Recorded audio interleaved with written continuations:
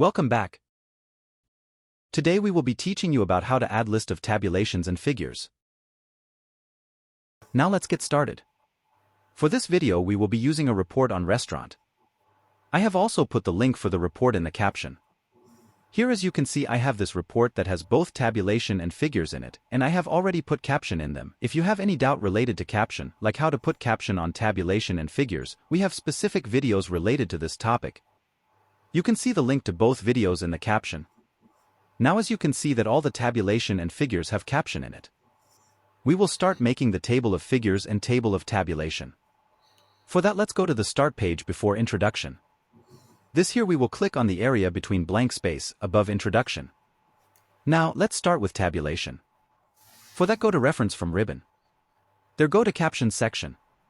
In there click on insert table of figures. A dialog box will open.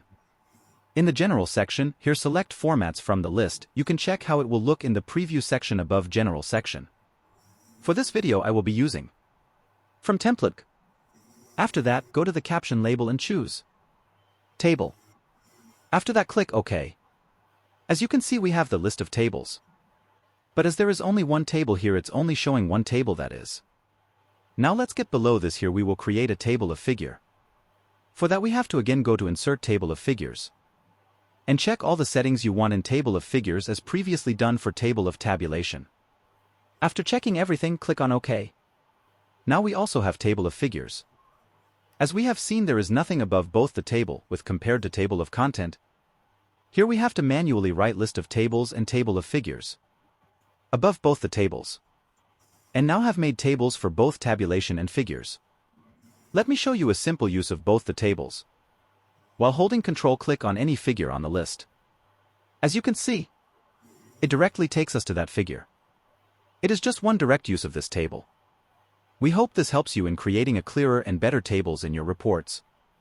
Always remember to save your Word document when you're done with changes. Now that I have mentioned table of content, in the next video, we will teach you how to add table of content in Word document. Also subscribe our channel, so you can keep getting updates on the new video. And if you have any video recommendation for future videos please do tell that in the comment section. Thanks for watching and until next time. Good luck.